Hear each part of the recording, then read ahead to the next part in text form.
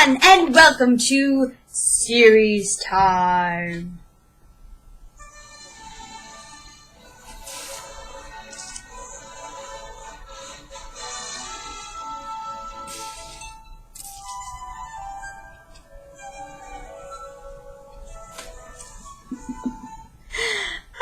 Robin Hood. So, today's book is Nancy Drew, the very first one. Nancy Drew is a series with a lot of mythology behind it. It's been around since 1930, which is really impressive. The thing that you may not know, though, is that the ones that we're going to be reading and the ones you will probably get from the library or just be able to buy on the internet are not the original 1930s. They were rewritten in the 1950s, mostly to get rid of some racist kind of stuff, and I guess just to try to bring it up to the modern standards or whatever of 1950.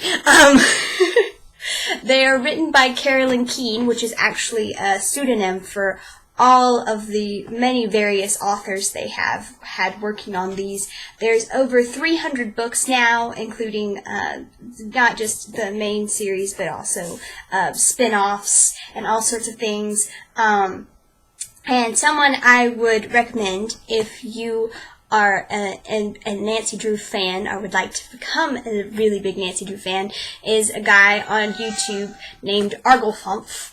And Arglefumph is this dude who loves Nancy Drew and everything about her. And he also plays the video games, which are some of my favorite things to do. Those are made by Her Interactive, and they are excellent video games, puzzles, and all sorts of stuff, and you get to snoop around and find clues and blah, blah, blah, blah, blah. It's really fun.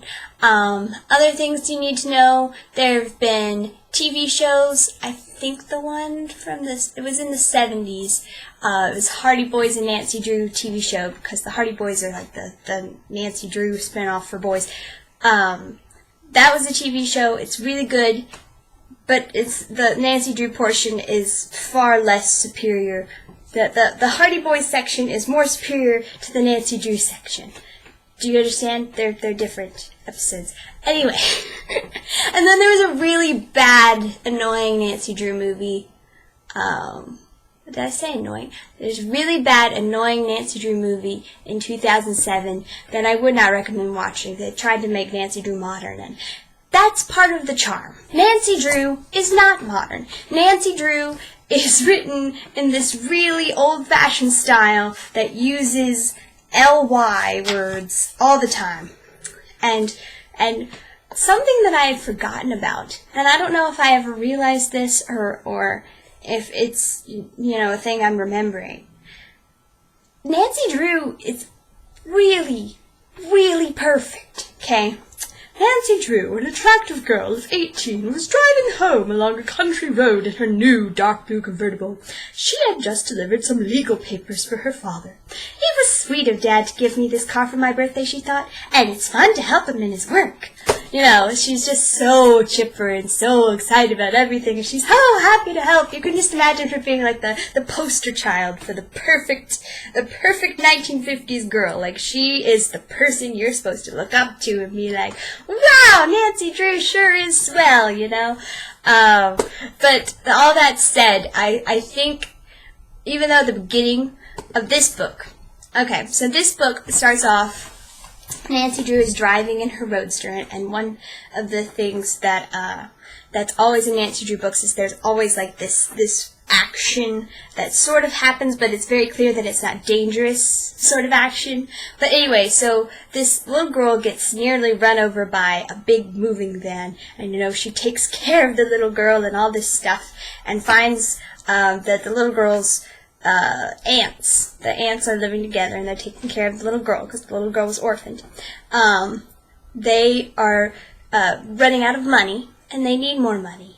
And they had hoped that this guy named Josiah Crowley, this old dude that just died, was going to give them money in their will, but he left it all to the mean Tophams, and the mean Tophams are so, like, snooty and awful, and they don't care anything about anybody else, and so they're really upset that they did not get this money so that they can take care of the little girl and everything.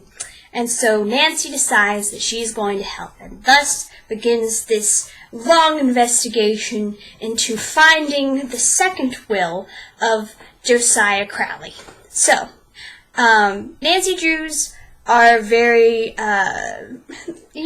it's like a Bugs Bunny thing. You know that Nancy Drew is going to accomplish her goal and find the second will. It's just, how is she going to do that? And there's not that many twists and turns. There's some danger involved sometimes, and things don't always go as planned. But overall, she will always achieve her goal. And it's just interesting to find out how she's going to do that. And the thing that makes her goody two-shoesness not as annoying, I think, to me, is because she, as the story goes on, like, at the beginning it's annoying because she's just talking to all the various people involved with Josiah's will, and so you get her making, these sweet little comments and doing these sweet little things for everybody. Oh, and she's just so perfect, and she's wearing her blue sports coat. They're always talking about what she's wearing, and but after that, you get into where she has to actually go find the will, and to find the will involves things like walking into people's houses uninvited, and you're like, oh, so she is a little bit of a rebel with a cause. So that makes her a little less annoying, and that's the way that she is pretty much throughout all the books. The books do tend to follow a same pattern. And I'm not going to read them all. I only own the first 5, so that's the ones that we're going to read. But they all tend to follow the same pattern of there's this pretty safe investigation that she has to do to help somebody, and there's danger involved, but not too much danger, and she always figures out what happens at the end. So they're nice for their predictability. They're nice because they're cute. They're old. I really, I don't actively love them, I guess, but I find them interesting and fun and just like a cute little read, and they're really, they're quick. So, yeah, there's my review of Nancy Drew books. I must turn on the music because music is fun.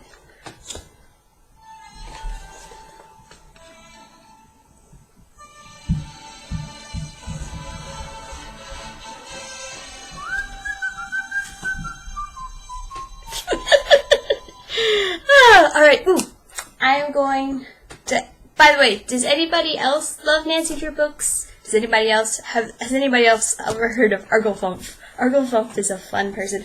Oh, or maybe you play Nancy Drew games. Nancy Drew games are awesome. There's have they gotten up to 30 yet? They're close to 30 games, and they've been doing them since the 90s, and most of them are really good. Some of them make no sense, but most of them are really good. Some of my favorites, Last Train to Blue Moon Canyon is a really good one. I'm looking over here at all my games. I have so many of them. And there's actually a Secret of the Old Clock game. That was the first game that I ever played. And it's an excellent starter because I feel like it's easier. Like, the clues are not as complicated and confusing, and you're not like, walk. Like, I cannot get through. That was the only game that I got through without help from the internet. So anyway, I'm going to go ahead. I don't know when this will get reviewed. School is about to start, so I have to start figuring out how I can fit reading into my schedule, which I did mostly the spring semester, but it's still hard. Anyway, it's going to be Carry On, Mr. Bowditch. I think it's more of a school reading type book. I did not read it for school. However, and I haven't read it since I was 12. So we'll see if it's any good. That's 7 years ago. God, where does time go?